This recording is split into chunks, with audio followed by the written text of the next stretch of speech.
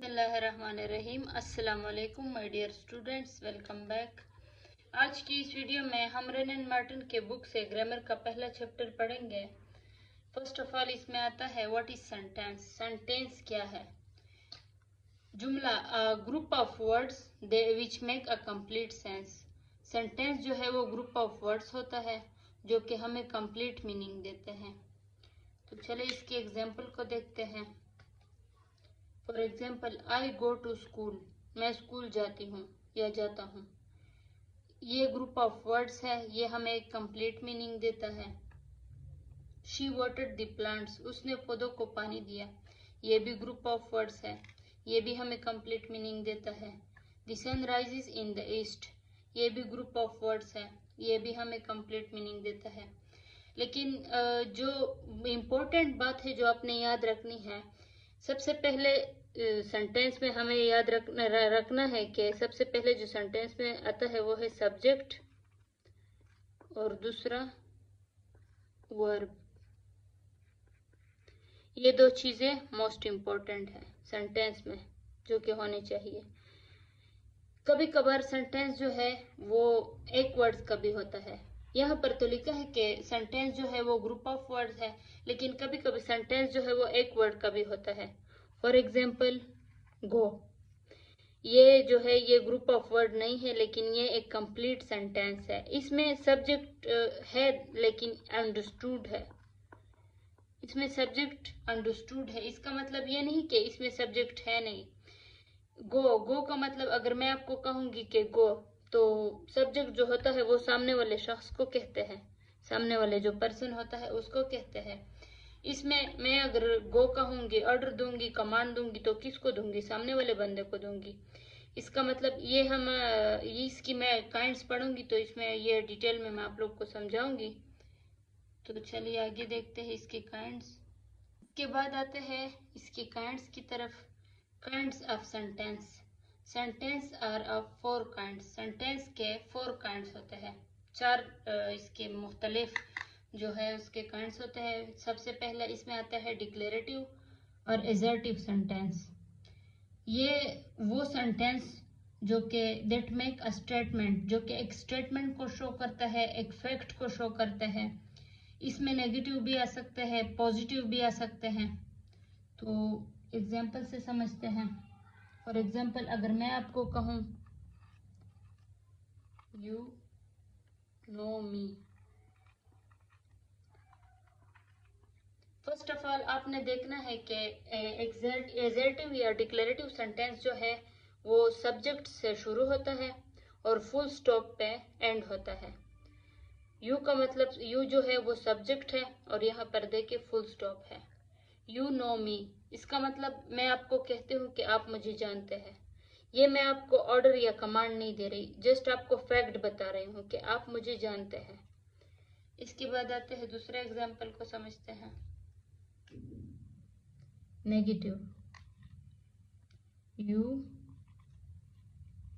Do not know me, ये इसका negative sentence है। यू सब्जेक्ट है, डोंट नो जो है वो नहीं में आता है, और नो मी आप मुझे नहीं जानते, ये इसका मतलब ये है। और ये देखिए ये फिर से फुल स्टॉप पे एंड हुआ है।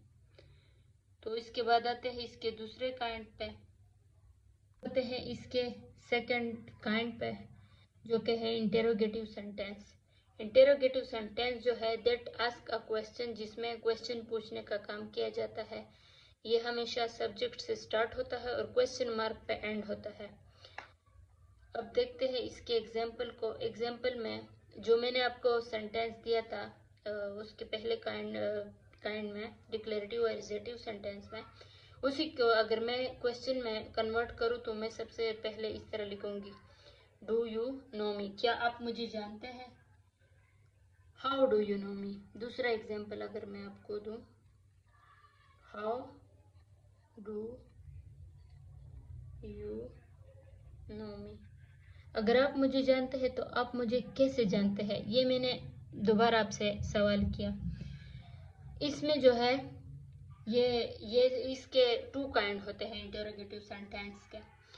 एक जो होता है यस नो वाला होता है, जिसमें ये हेल्पिंग वर्ब स्टार्ट जो है वो हेल्पिंग वर्ब से होता है।